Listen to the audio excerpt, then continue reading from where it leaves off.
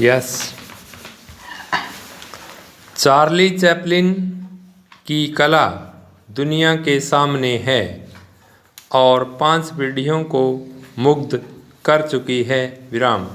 समय, भूगोल और संस्कृतियों की सीमाओं से खिलवाड़ करता हुआ चार्ली आज भारत के लाखों बच्चों को हंसा रहा है, जो उसे अपने बुढ़ापे तक याद रखेंगे। विराम। चैपलिन का चमत्कार यही है कि उनकी फिल्मों को पागलखाने के मरीजों, अशांत मस्तिष्क लोगों से लेकर महान प्रतिभा वाले व्यक्ति तक कहीं एक स्तर पर और कहीं सूक्ष्मतम रसास्वादन के साथ देख सकते हैं। विराम। चैपलिन ने न सिर्फ फिल्म कला को लोकतांत्रिक बनाया, बल्कि दर्शकों की वर्ग तथा वर्ण व्यवस्था को भी तोड़ा।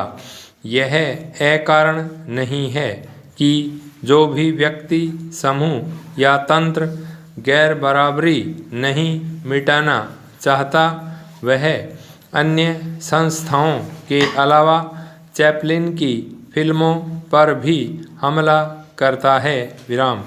कोई शासक या तंत्र जनता का अपने ऊपर हंसना पसंद नहीं करता। विराम। एक परित्यक्ता, दूसरे दर्जे की स्टेज अभिनेत्री का बेटा होना, बाद में भयावह गरीबी और मां के पागलपन से संघर्ष करना, सामाजिक औद्योगिक क्रांति, पूंजीवाद, इन सब से चैपलिन को वे जीवन मूल्य मिले जो करोड़पति हो जाने के बावजूद उनमें अंत तक रहे। विराम। अपनी नानी की तरफ से चैपलिन खानाबदोशों से जुड़े हुए थे और एक सुदूर रूमानी संभावना बनी हुई है कि शायद उस खानाबदोश औरत में भारतीयता रही हो, क्योंकि यूरोप के जिप्सी भारत से ही गए थे और अपने पिता की तरफ से वे यहूदी वंशी थे। विराम। इन जटिल परिस्थितियों ने चार्ली को हमेशा एक बाहरी घुमंतु चरित्र बना दिया। विराम। वे कभी मध्यमवर्ती या उच्च वर्गीय जीवन मूल्य न अपना सके। विराम। यदि उन्होंने अपनी फिल्मों में अपनी प्रिय छवि प्रस्तुत की है, तो उसके कारण उनके अवचेतन तक पहुंचते हैं। विराम। चार्ली पर कई फिल्म समीक्षकों ने नहीं, फिल्म कला के उस्तादों और मानविकी के सिद्धांतों ने सिर धुने हैं और उन्हें नेति कहते हुए भी यह मानना पड़ता है कि चार्ली पर कुछ नया लिखना कठिन होता जा रहा है। विराम। दरअसल सिद्धांत कला को जन्म नहीं देते। विराम। कला स्वयं या तो अपने सिद्धांत लेकर आती है या बाद में उन्हें गढ़ना पड़ता है। विराम। जो करोड़ों लोग चार्ली को देखकर अपना पेट दुखा लेते हैं, उन्हें फिल्म समीक्षकों या फिल्म उस्तादों की सारगर्भित समीक्षाओं से क्या लेना देना। विराम। वे चार्ली को समय और भूगोल से काटकर देखते हैं और जो देखते हैं उसकी ताकत अब ज्यों की त्यों बनी हुई है। विराम। यह कहना कि वे चार्ली में खुद को देखते हैं, दूर की कौड़ी लाना है। विराम।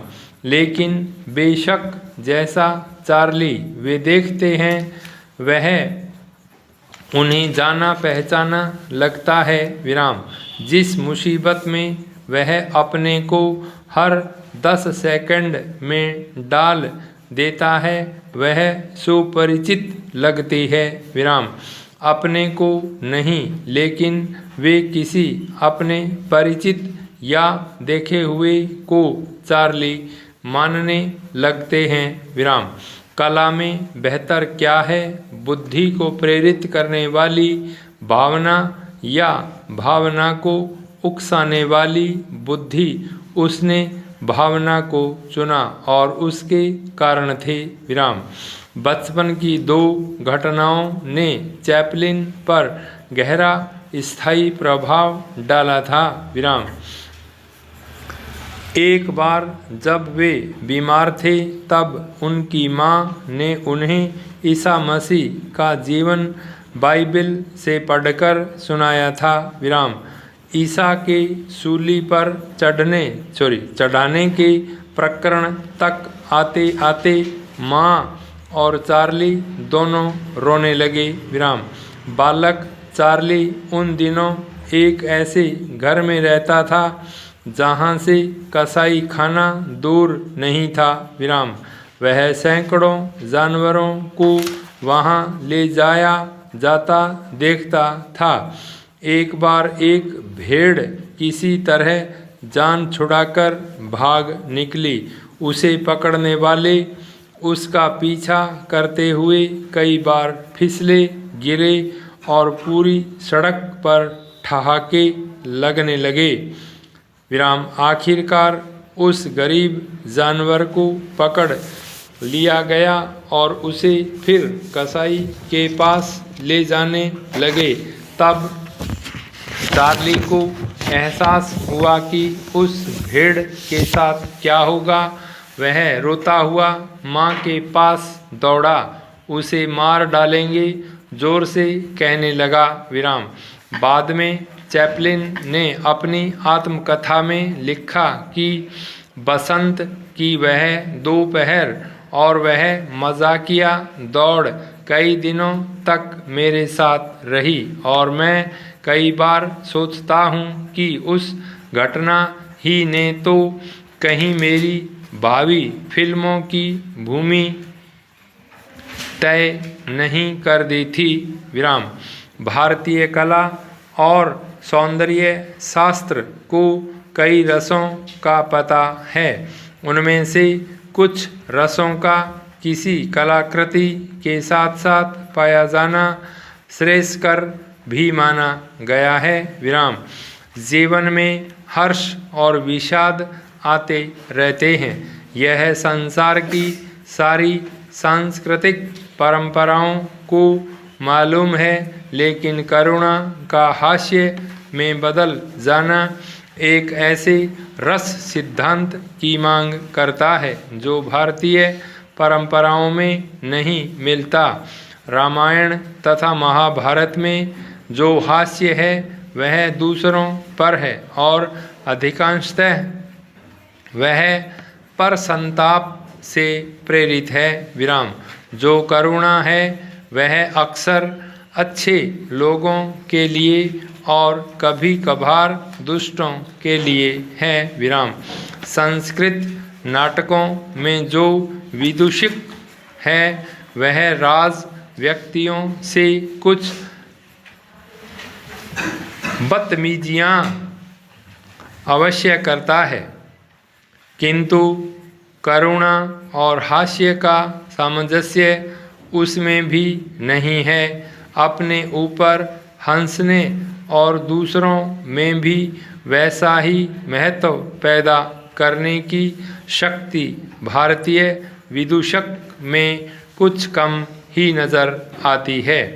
इसलिए भारत में चैपलिन के इतने व्यापक स्वीकार का एक अलग सौंदर्य शास्त्रीय महत्व तो है ही। भारतीय जनमानस पर उसने जो प्रभाव डाला होगा उसका पर्याप्त मूल्यांकन शायद अभी होने को है। हास्य कब करुणा में बदल जाएगा और करुणा कब हास्य में परिवर्तित हो जाएगी, इससे पारंपरिक या सैद्धांतिक रूप से अपरिचित भारतीय जनता ने उस फिनोमेनन को यूं स्वीकार किया जैसे बतख पानी को स्वीकार करती है। किसी विदेशी कला सिद्धांत को इतने स्वाभाविक रूप से पचाने से अलग ही प्रश्न खड़े होते हैं और अंशतः इस प्रकार की कला की सार्वजनिकता को ही रेखांकित करते हैं। दरअसल मनुष्य स्वयं ईश्वर या नियति का विदूषक, क्लाउन, जोकर या साइड किक है। यह अकारण नहीं है कि महात्मा गांधी से चार्ली का खासा पुट था और गांधी जी ने कभी चार्ली का सानिध्य चाहा था। चार्ली की नितांत भारतीय सौंदर्य शास्त्र की इतनी व्यापक स्वीकृति देखकर राज कपूर ने भारतीय फिल्मों का एक सबसे साहसिक प्रयोग किया था। वह अच्छा था कि राज कपूर ने चार्ली चैपलिन की नकल करने के आरोपों की परवाह नहीं की। राज कपूर की आवारा फिल्म के पहले फिल्मी नायकों पर हंसने की और स्वयं नायकों के ऊपर अपने ऊपर हंसने की कोई परंपरा नहीं थी। भाई स्टॉप।